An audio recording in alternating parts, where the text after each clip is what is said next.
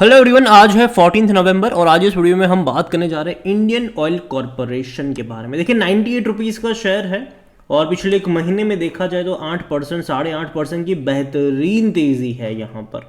हालांकि 100 रुपये से ऊपर भी शेयर चला गया था, 86 से 104 पे गया था, तो तेज़ी तो भैया और ज़्यादा बड़ी थी यहाँ पर। ठीक है, ऑलमोस्ट कह सकते हैं कि यहाँ पर 15 से 20% की तेज़ी दिखाई थी इसने, अगर हम इसके लोअर लेवल से हायर लेवल को कंपेयर करते हैं तो। लेकिन अभी थोड़ा बहुत प्रॉफिट टेकिंग कह लो कि जो कि देखने को मिल रहा है और बातचीत करेंगे इसके बारे में। लेकिन उससे पहले अगर आपने अभी तक चैनल को सब्सक्राइब नहीं किया है तो प्लीज़ अभी इसे सब्सक्राइब कर लीजिए, क्योंकि आगे भी बहुत सारे वीडियोस हैं जो आपको काफ़ी ज़्यादा हेल्प करेंगे। तो 98 रुपीज़ का शेयर है इंडियन ऑयल कॉरपोरेशन का और एक महीने में अगर हम देखें तो पिछले एक महीने में तेज़ी तो है यहाँ पर, लेकिन करेक्शंस भी अभी यहाँ पर देखने को मिले हैं। पिछले एक साल की अगर हम बात करें तो 42% की तेज़ी है और देखो बेहतरीन तेज़ी आई थी, फिर लंबे समय तक का करेक्शन भी बना और एक झटके में तेज़ी आ गई। अभी करेक्शन चल रहा है और शायद कुछ टाइम के लिए चल सकता है ये करेक्शंस।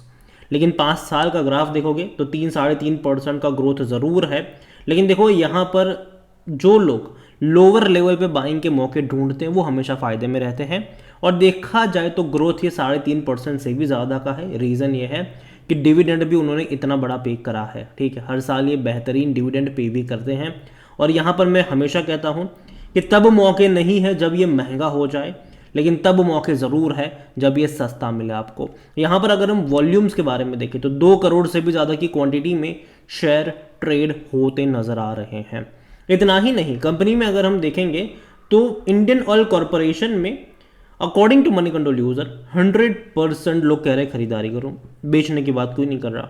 और जहाँ तक नज़र करे कंपनी को लेकर तो भैया लास्ट कुछ क्वार्टर के जो नंबर्स हैं वो काफ़ी अच्छे आए हैं यहाँ पर। हालांकि यहाँ पर थोड़ा सा डिक्लाइन ज़रूर चल रहा है। आप देखिए यहाँ पर 2 लाख करोड़ से भी ज़्यादा के जो रेवेन्यू थे वो रेवेन्यू वाइज डिक्लाइन है यहाँ पर। ठीक है, लेकिन अगर हम प्रॉफिट वाइज देखें तब भाई सब तेज़ी है और अच्छी खासी तेज़ी है, ये अच्छी खासी। देखिए रशिया यूक्रेन क्राइसिस का जो असर पड़ा था जिसके चलते कहीं ना कहीं दिक्कत आई थी इनको, लेकिन बाद में भी अगर आप प्रॉफिट देखो तो क्वार्टरली 10,000 करोड़ से भी ज़्यादा का प्रॉफिट कर रही है ये कंपनी और ये काफ़ी अच्छी बात है। अगर डिविडेंड की भी बात करें तो भाई साहब अच्छा डिविडेंड भी पे कर रही है ये कंपनी। इस साल इसने 8 रुपये का डिविडेंड पे करा है, 3 रुपये फिर 5 रुपये। पिछले साल भी बहुत अच्छा था, 4 रुपये और 2 रुपये 40 पैसे, मतलब कुल मिलाकर 6 रुपये 40 पैसे का था। इस बार 8 रुपये का डिविडेंड पे करा है। और देखिए मैं क्यों कहता हूँ जब सस्ता हो तो मौके बनते हैं, क्योंकि देखो एक टाइम ऐसा भी था जब ये आपको 60 का मिल रहा था, 70 का मिल रहा था। और देखिए मौके तब क्यों बनते हैं, क्योंकि अगर आपकी बाइंग 60 रुपये की हो, 70 रुपये की हो और अगर कंपनी आपको 8 रुपये 7 रुपये का डिविडेंड पे करता है तो भाई साहब वो बहुत अच्छा डिविडेंड माना जाता है। क्योंकि 10% 12% का रिटर्न तो भैया कई बार आप एफडी तो आपको दूर दूर तक नहीं देगी, लेकिन कई बार म्यूचुअल फंड्स भी नहीं दे पाते हैं, एसआईपी भी नहीं दे पाती है। तो ये चीज़ है। और दूसरी तरफ शेयर में जो ग्रोथ आती है वो ऑलरेडी फ़ायदा हो जाता है यहाँ पर आपका। और जहाँ तक बात करें वैल्यूएशन की तो यहाँ पर 3.76 का पे रेशियो है, सस्ते वैल्यूएशन के ऊपर है। सेक्टर पे 8.92 का है। 55% एनालिस्ट कहते हैं खरीदारी करो। लेकिन देखिए कुछ नेगेटिव चीज़ें भी यहाँ पर होने वाली है बहुत जल्दी, उसके बारे में भी आपको जानना ज़रूरी है। क्योंकि देखिए पहली जो चीज़ है वो वॉर क्राइसिस है, रशिया यूक्रेन क्राइसिस है, दिक्कत हुई इनको। अभी इजराइल गाज़ा का जो चल रहा है डेफिनेटली दिक्कत थोड़ी बहुत होगी इन्हें। और जहाँ तक बात करें अगर मान लीजिए कि ग्लोबल बाज़ारों में क्रूड ऑयल की कीमतों में बढ़ोतरी होती है तो इस कंपनी को सबसे बड़ा झटका लगने वाला है। रीज़न ये है कि देखो इलेक्शन के चलते गवर्नमेंट प्राइस नहीं बढ़ाएगी पेट्रोल डीजल वगैरह की, तो जो बैर होगा वो इन्हीं को करना पड़ सकता है यहाँ पर। और इलेक्शन के दौरान देखो गवर्नमेंट जो है वो राहत देने की कोशिश करती है और हो सकता है कि इलेक्शन के जब टाइम पे जब रैलियाँ जब शुरू होगी लोकसभा इलेक्शन के टाइम पर तो हो सकता है कि उससे पहले पेट्रोल डीजल के प्राइस कम होते शायद आपको नज़र आ सकते हैं। और ये भी एक बहुत बड़ा रीज़न यहाँ पर होने वाला है। तो मैं ये मान के चल रहा हूँ कि आने वाले 6-7 महीने जो है वो थोड़े से अप्स एंड डाउन्स वाले डेफिनेटली रहेंगे, लेकिन लॉन्ग टर्म का फ्यूचर मुझे इसका अच्छा लगता है। गिरावट के टाइम पे मौके बनेंगे यहाँ पर। अगर हम बात करेंगे शेयर होल्डिंग को लेकर तो सरकारी कंपनी है ये, प्रमोटर के पास 51.50% की होल्डिंग है और प्रमोटर मतलब गवर्नमेंट है। यहाँ पर बड़े बड़े फंड जो फंड हाउस अच्छी क्वांटिटी लेकर बैठे हैं। 2.09 म्यूचुअल फंड के पास है, 8.75 डोमेस्टिक के पास है, 7.84% एफआईएस के पास है, रिटेल और अदर्स के मिलाकर 29.82% की होल्डिंग है। लेकिन यहाँ पर रिटेल पार्टिसिपेशन से 5.01% का है। बाकी की जो अदर पार्टीज़ है जिनके पास 24.82% की होल्डिंग है, यहाँ पर बड़े बड़े फंड हाउस भी शामिल है। मतलब फंड हाउस नहीं, लेकिन बड़े बड़े प्लेयर्स कह लो आप यहाँ पर, वो यहाँ पर शामिल है।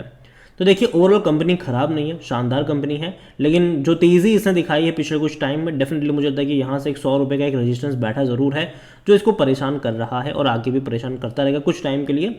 तो मैं ये मान के चल रहा हूँ कि थोड़ा बहुत करेक्शन जो है वो यहाँ पर बन सकता है, क्योंकि ऑलरेडी बहुत अच्छी तेज़ी इसने जब दिखाई है यहाँ से, तो करेक्शन बनने लाजमी है और वो बनेंगे भी ज़रूर। और यही वजह है कि मैं थोड़ा सा वेट करना यहाँ पर ज़्यादा पसंद करूँगा। जो इनिशियल सपोर्ट मुझे यहाँ पर नज़र आ रहा है वो 90 रुपये के आसपास है।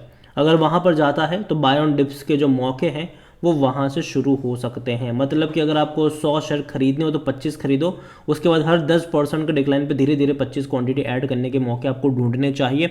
आने वाले 7 से 8 महीने जो है वो अप्स एंड डाउन से भरे होने वाले हैं। यहाँ पर रोलर कास्ट मतलब काफ़ी ज़्यादा अप्स एंड डाउन होंगे यहाँ पर। तो आपको यहाँ पर समझना है कि जब डाउन हो तब खरीदारी करो, ठीक है, बाकी बैठे रहो, कोई दिक्कत की बात यहाँ पर मुझे लगती नहीं है।